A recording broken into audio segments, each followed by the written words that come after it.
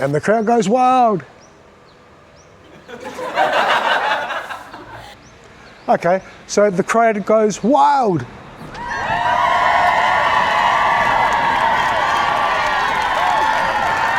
I think there's quite a few guns on the other side of the building here, so... Welcome back, ladies and germs, and thanks for clicking on this video.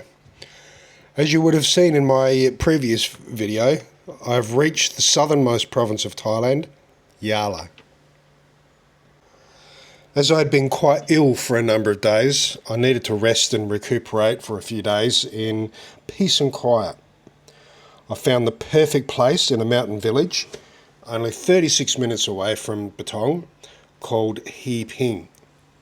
The name of this tiny place literally translates to Peace Village, and was exactly what the doctor had ordered.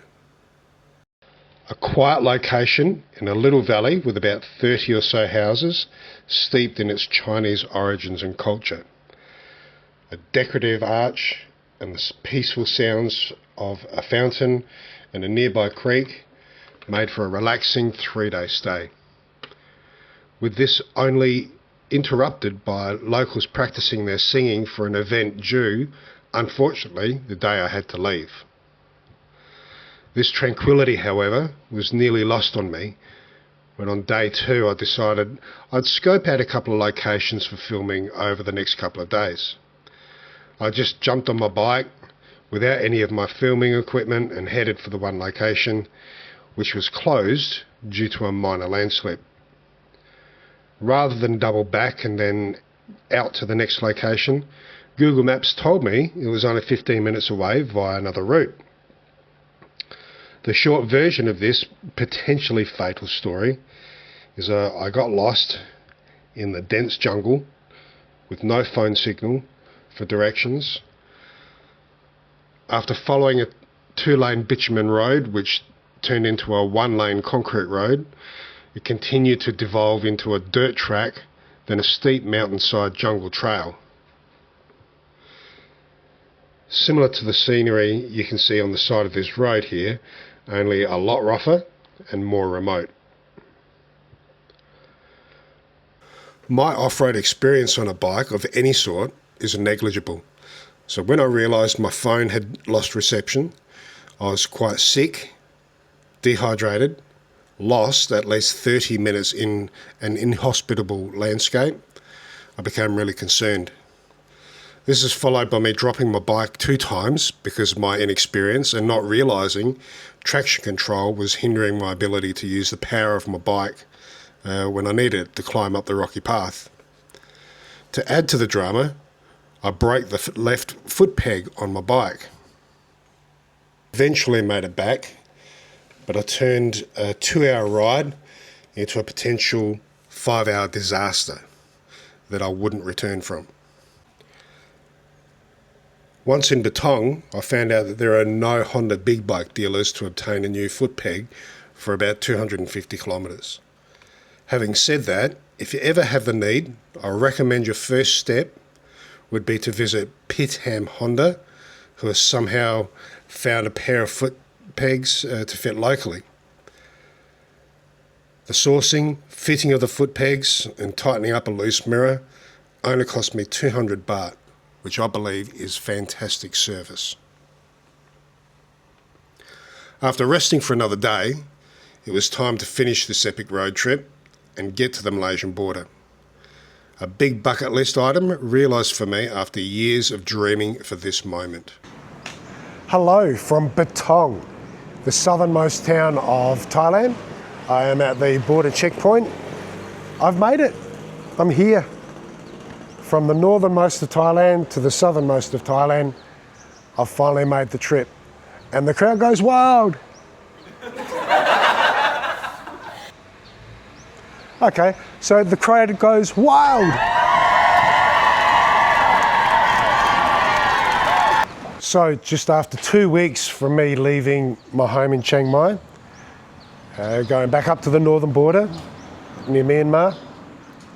If you've been following the trip, I spent a few days there, and for the past 2.5 weeks, I've been making my way down here to the southernmost part of Thailand. As I said, I'm at the border checkpoint crossing area. I'm in the just before the customs building. I can't go any further for two reasons. One is I have no intention of going into Malaysia, and you need to fill out your forms to go through customs to then go through to the immigration point, which I have no intention of doing. So I'm on this side of all the buildings. The other reason is I sort of got kicked out. I came in, had a look around and thought, well, no, I don't need to go into Malaysia. So I just turned around and started heading back out. No, you can't do that.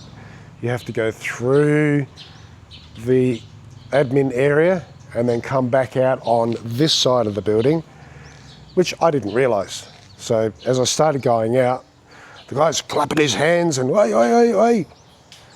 And I thought I was going to get arrested. He said, can't go that way, you have to go back around. So I did, and I got some very stern looks from the people as I passed my way through. So not wanting to push anything. I think there's quite a few guns on the other side of the building here, so I'm not going to tempt fate. But the simple fact is I've made it. As you may be able to tell from my voice, I'm a bit nasally and a bit gravelly. For the past 9 or 10 days, I have been crook as. I've actually been in Betong for, this is my 5th day today. I just haven't had the energy, headaches, all that sort of stuff. So I've been chilling out and relaxing, and today's the first day I've actually been able to get up and move around. So I'm celebrating. As you hear, the crowd's going wild. They've been following my journey, and they're all so excited for me, and we're going to go and have a huge party later on with all my fans. So happy days. So I've packed up the bike and heading back north to Chiang Mai. I did have one last important thing to see before I left the far south of Thailand. Continuing to ride through fantastic mountain scenery, I found the place I'd been looking for. Hello guys and girls. Good morning. This is my last day in the most southern part of Thailand. And I've come to a place which I've been wanting to come and see since I first started planning the trip. Unfortunately, it's a little bit later in the day and the weather hasn't turned on what I was hoping to see, but little consequence. I am at the Air Wing Skywalk. I hope I've said that correctly. It's about 20 kilometres, 25 minutes or so northwest of Betong city. And again, another skywalk, but from first looks, it looks amazing. Now, I'm going to take a walk out onto the skywalk and just see the valley below. It looks beautiful already. It was a fantastically beautiful ride on the way up here. You do go to a bottom car park assembly area, if you will. It costs you 30 baht by motorbike taxi to bring you up and 20 baht to take you back down. It is a very steep ride from that base car park up to here. The poor guy on the little 125 click had to carry me up in first gear all the way, so the bike certainly struggled a little bit. I think the rider and the bike are taking a rest downstairs while I go for a walk. It's another one of those situations where you've got the dual pricing, one for Thai people, one for foreigners. For Thai people it's 40 baht. For foreigners, even though I live here, doesn't make any difference, it's 200 baht. So, bit of a price hike. Look, I know there's conjecture, people complain about it, but to me, really? If you're here on holiday, you should be budgeting for these little things anyway. For the sake of an extra $5 or $6, doesn't make much difference. It's another 30 baht to get your little booties. to protect the glass when you're out on the skywalk. So you put those on downstairs and you come up to the skywalk and have a look around. So I am leaving here after leaving Betong, leaving Yala province after I've been here. And I can tell you it's been a fantastic stay, albeit I've been here for 7 days, and for 6.5 days I've been crook as, and you can probably still hear that I'm very nasally and croaky, but I've actually loved being here. So let's go and have a look. So we're up on the 3rd floor of the Skywalk Tower, which is the access point to the Skywalk, and you can see in the distance there all the mountains that surround the area. I don't think this is the highest mountain. In fact, I'm sure it's not. And it's a bit hazy out there today. But it is huge. In the distance there's a river that runs down the bottom here. A series of little lakes. And the sun's probably coming from the wrong angle, but go in and have a look. Again, all the people are smiling, happy. You've got a timber deck that runs out. But have a look at that view. Like I said, a bit hazy today.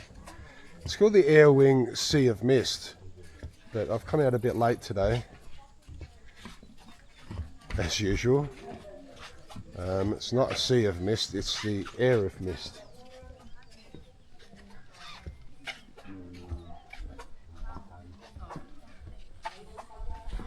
Plenty of people out here already. A lot of Malaysian people, since we are so close to the Malaysian border. If that makes any difference, but it's obviously one of those things that happen. And if I have a look down here, a bit hard to see with the sun glare on it, but glass bottom, which gives me a little bit of the willies. But have a look at that view. It's amazing. According to my camera, we are 620 meters above sea level, so not very high by comparison, but have a look at the valley below.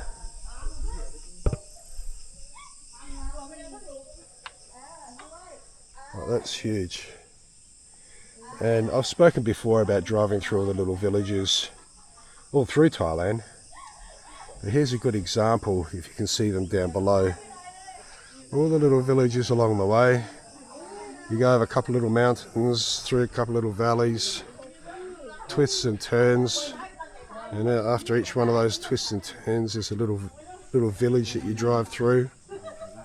And this morning I can tell you I was hungry on the way, because grilled pork and chicken in each little village you go through makes you just hungrier and hungrier. Again, we're still in the dry season. It is warming up. I can tell you, I can feel the left hand side of my face smelling like grilled pork at the moment. Got 360 degrees view, and you can see the tower there. There's another 3 floors to go up from here. I won't go up, but we'll see. Plenty of visitors already here in the morning. All enjoying the views, taking their photos, selfies, Instagram. Like I said, I've been wanting to come here since the beginning of the trip. Even though these skywalks give me the willies a little bit. And hopefully you can see the forest below. And I did ask about flying my drone out here, and the first word I got from the motorbike taxis was no. Then they came back to me and said that I could if I had permission. So I brought my drone up with me. I spoke to the lady at the ticket counter, and she said you can, but you need to get permission from the forestry department, which I have no idea how to do at this stage, but you don't find out until you get here. So they're quite explicit on not allowing you to do it without that permission. So if you come here and you want to be able to fly your drone, you'll need to go through the processes. Okay, so as I said, my time here in southern Thailand is coming to an end and I'm heading back. I'd just like to thank everybody who has watched my videos throughout this trip. Thank you for subscribing. Thank you for liking my videos, and if you haven't, please do. This is by far not the end of these trips. This trip has taught me a lot of things, not only about myself and the motorbike and how to handle it, or in some cases, if you've had a look at the story, how not to handle your bike. And I think the mistakes, as long as you learn from them and don't keep repeating them, then you'll be around a little bit longer to continue doing it. I do have the long trip back, so depending on where I am, how I feel at the time, I'll probably make a couple other videos about some of the places that I visit, but it's not going to be as long and as detailed as the trip so far. Again, I'll apologise for some of the delays in the videos being uploaded, but as I said, I have been very crook. So I'm feeling better now, not 100%, but looking forward to the trip back and getting back home to Chiang Mai. Thank you very much, and we'll see you very soon. Bye.